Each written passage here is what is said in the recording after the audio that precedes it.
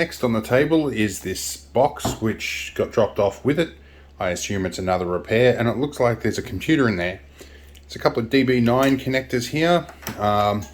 This I will assume is probably power. We'll find out in a minute. This could be LED stripping, could be audio out, I don't know. We'll find out. There's a couple of extra fans in here. That's an interesting position for whatever that is. Anyway, we'll have a look at this. Let's find a monitor, plug this in, see what it's meant to be doing and if it does it properly. Alright, we're out in the shed. We're going to try and find a VGA lead.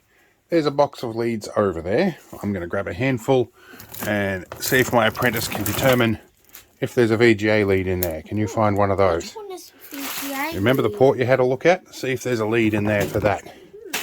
See if we can pick one out. That one? Oh, that is tangled. Well, let's see if we can untangle that and we'll drag it inside. Okay, we're going to plug our VGA lead in. There we go. Alright, I found a special power lead in my collection. A piggyback IEC lead. Bit dusty, but should fit our present arrangement. We're in sort of alternate repair space at the moment. Alright, they're going to see if you can get into the VGA port there. Let's have a good look. Is it the right way around? Need to check before you force it. Yep. Oh God, is that hold the lead? You don't necessarily have to do the screws up. It's only temporary, but you do need to push it on properly. And it's not quite on properly. That's better. Looking good. Alright, next job. You need power. There we go.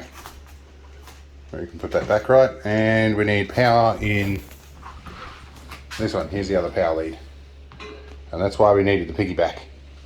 Yep, that's an IEC. Other way up. Yep. Oh, it was on when we plugged it in, but that's okay. All right, let's plug our keyboard and mouse in first. We're going to plug a keyboard and a mouse in. So we're using a wireless Logitech. We're going to plug that in, and keyboard. Now you can borrow mine if you want. It's all good, we've got spares for testing. Now that doesn't go in the monitor, that goes in the back. Because for that to work, you'd have to have a lead from here to the monitor to make the hub in the monitor work. Okay, now we need to check one thing. Is it turned on? Yes. Does it have a power switch on the front? That's it. Doesn't have a power switch here anywhere. I think it's meant to power up.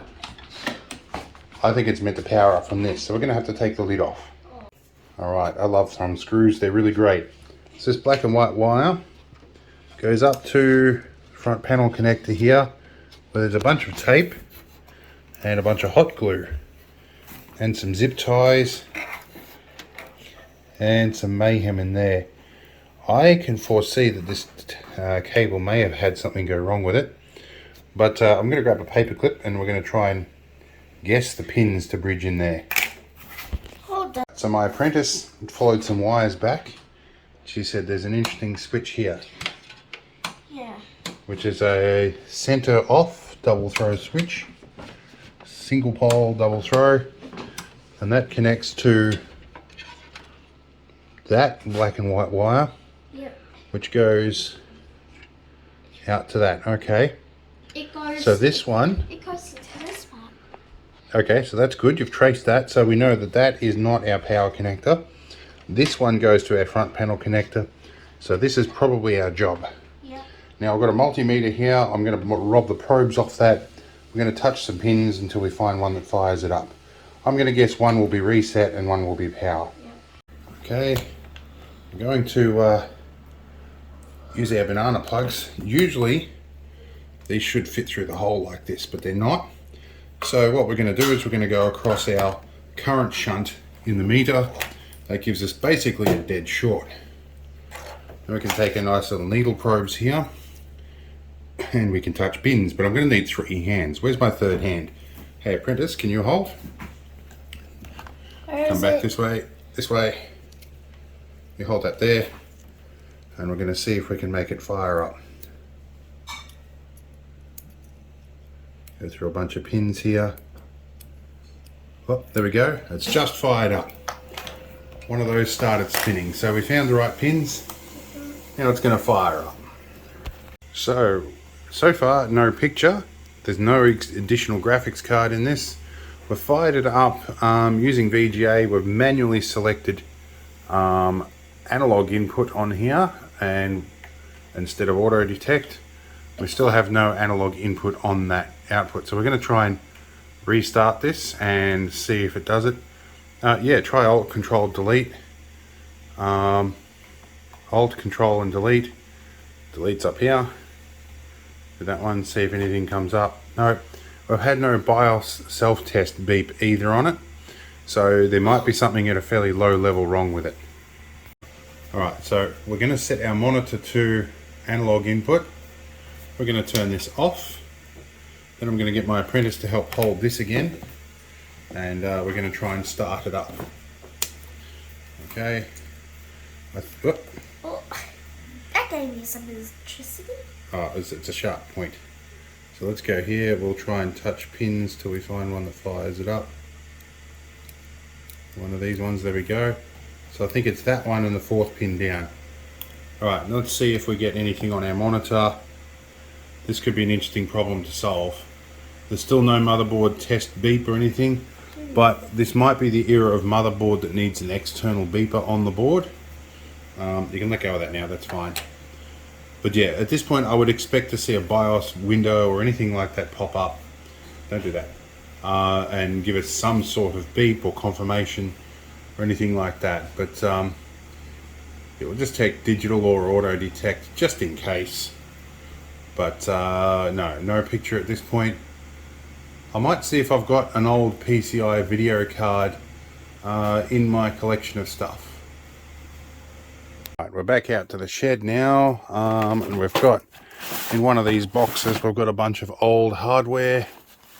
I think in here we've got some stuff. Let's see if we've got an old video card in that. Alright, what have we got in here? Okay, that looks like an idea. That's for got Mitsumi drive and Sony drive connectors. That's a CD-ROM controller card. What have we got? That's a Trident 1994 VGA output. That might do. 10 base T network, coax network. That's modem. We're also looking for a speaker that we can plug into the PC beep output, but it's pretty well occupied. But that is what we want, but we've got one lead has come off. I can fix that. That should be alright. And we've got a bunch of RAM and stuff in here. DDR400 and 1 gig 667 SODIMMs. Alright, we're back inside. I need to get access to this header in order to connect the PC beeper. It's a busy time of morning. In order to do that, I have to snip some of these zip ties, and hopefully we can get a little bit of access to that. Everything in here is either hot glued or zip tied down, so it could be a case that we just need to reseat the RAM or something silly. But there is a big blob of hot glue on here. Okay, apprentice, I need your help finding JFP1.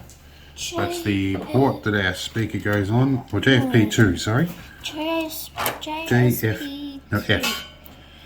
JSP. No, F for father, not S. So you'll see down here, this one has JFP1 listed on that port. We want to find the one that's listed JFP2. Oh, two.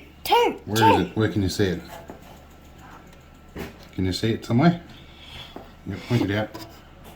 That one there? Okay, well we need to stick this one on that one. That's a speaker. That will give us an idea if it's beeping. We've disconnected the big junk blob of hot glue here. I think we're going to redo that. And there's a jumper in there that's come off with the hot glue, which I think goes to this little jumper output there. I'm not sure what that's all about. Okay, for the sake of my apprentice, I'm going to explain what a jumper is. Over here, apprentice, see this little blue or little green thing here? That's a little link of wire. That's meant to go over 2 pins and it shorts them out. I think something on here requires that jumper to be in position to do what it's going to do. So that jumper looks like it's meant to go on the far side of those 2 pins, and I think that might have something to do with why this is not powering up. See if we fire up. There we go. Yes. Now we have a beep. Ah, long beeps. Oh, no, now we've got a beep, but it's okay. So that sounds like a RAM problem usually, but I'm going to go back and check the manual and see what that beep code means. Yeah. Okay, so we looked at manuals, we had a bit of a look around. The manual doesn't include a beep code. I'm going to chop the zip tie off from around the memory stick. I'm going to get my apprentice here to pull the memory stick out, and we're going to give it a clean. No, don't just pull it up. See these, I'll point out with a screwdriver. These white clips here need to go like that on either side of the memory stick. You can use the screwdriver if your fingers aren't big enough. Okay, clip each one out. Yep. It's a bit stiff, is it? Did you get it? There you go. Now you should be able to just lift the RAM stick out.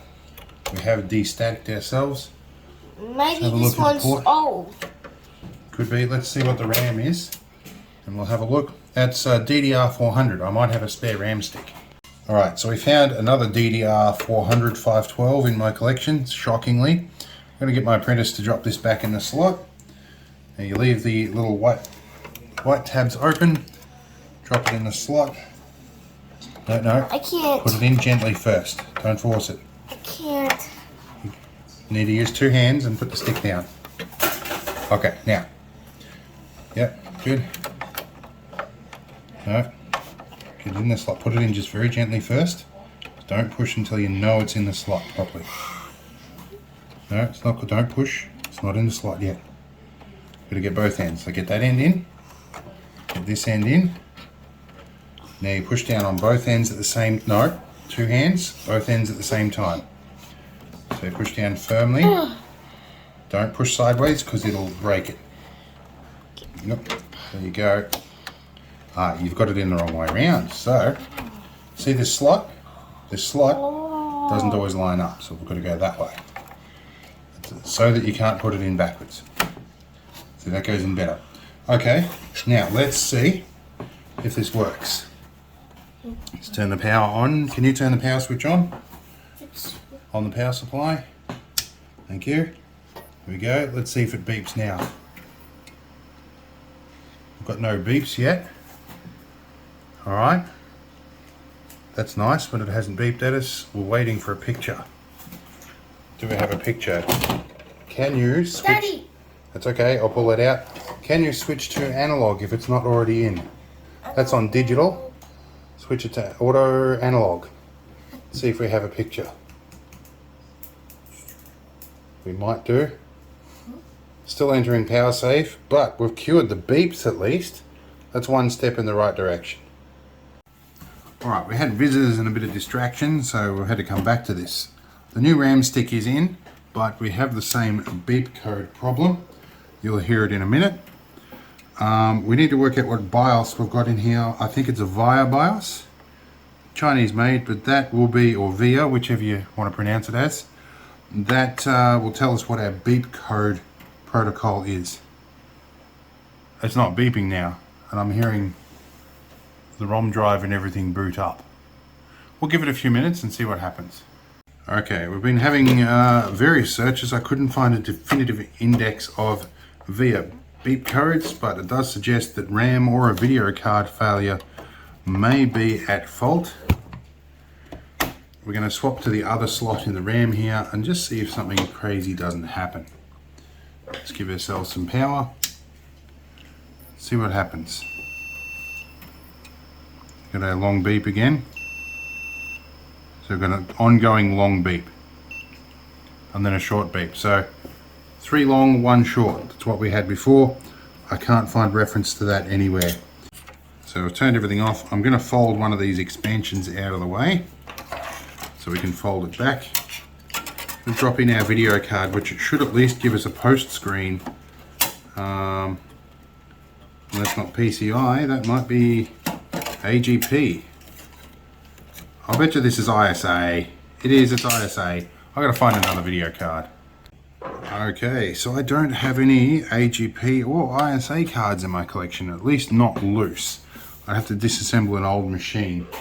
So I am really not looking forward to removing the CPU and reseating that, but I think it could be some of the issue.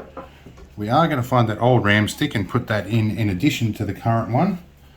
And that, we'll see if when we've got both memory channels populated, it might help it, might make it worse. And our camera is going to fall in with us. Now I'm going to release this CPU heatsink clamp, because I do have some heatsink compound kicking around.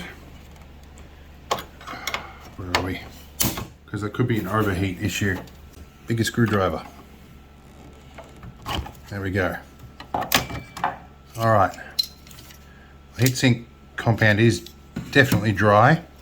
We're a socket 754, which means we're a ZIF socket, standing for zero insertion force.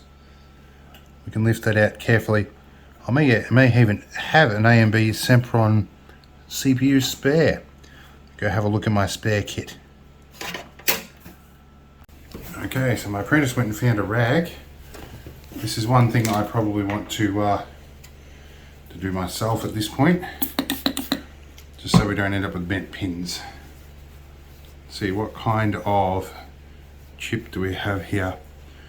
So an AMD Sempron, I thought it was. SDA 2800A. So let's see what I've got in my spare parts box, which we have here. And it's a little dusty. I know I've got a Sempron chip in here. So that's X5650. What are we? These are all pinless, so they're not our job. That is definitely a Sempron on the bottom. Wonder if this is the same CPU. Sempron SDA 2800A. It's exactly the same CPU. What are the odds of that? And yes, I'm going to be triggering people by the way I'm handling CPUs. But I think at this point, risk of failure is pretty low at this point. Give this a clean up, and we'll put some fresh compound on, and we'll whack a different CPU in there. Okay, let's take our Sempron in. Which one was it? This one? Where's our corner marker? That looks like our corner marker there. And that should be our... I nearly dropped it, and then I nearly bent the pins. Okay, let's drop in. This is why they call it zero insertion force. You line these up, and it should just drop in. Now I'm worried that I bent a pin there, so I'm just checking to make sure that the pins are all straight. They appear to be. Alright, it's dropped in, and now we just clamp it down. Okay, now we've got to clean the heatsink off and fresh heatsink compound. See what we get. A little bit of this in here. Might as well do the job properly this time. Alright, should be enough to stop it overheating initially, to tell us if there's something wrong with it. Geez, cooling solutions were much more simple back in the day, weren't they? It's going to fire up. Still got the same beeps. So CPU's not the problem.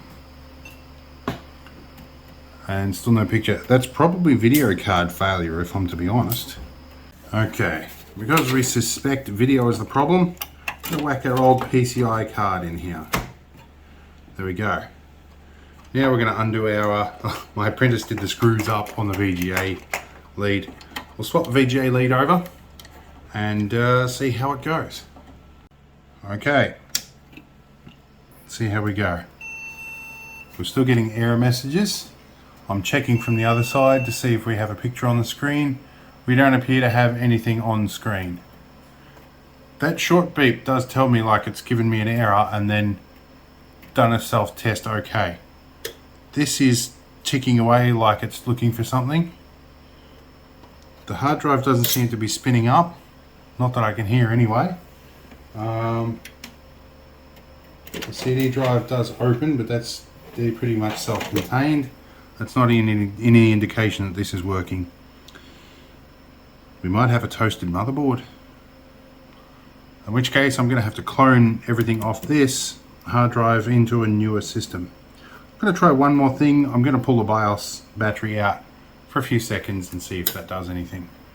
Right, we'll spin it down. We've turned off mains power. Going to pop BIOS battery here. There we go. Pop you out. And we just bridge the power up pins to start with. And that causes it to try and start up, which bleeds the power out of the main capacitors. We're going to test the BIOS battery and see if it's flat too. Run our multimeter round to the 20 volt mark. We're going to test our BIOS battery, which is kind of flat. And it's 1.4 volts. I'm going to fire it up without the BIOS battery, see if our error changes, and that might give us some idea of what's going on. Okay, power on. See if we get a different beep.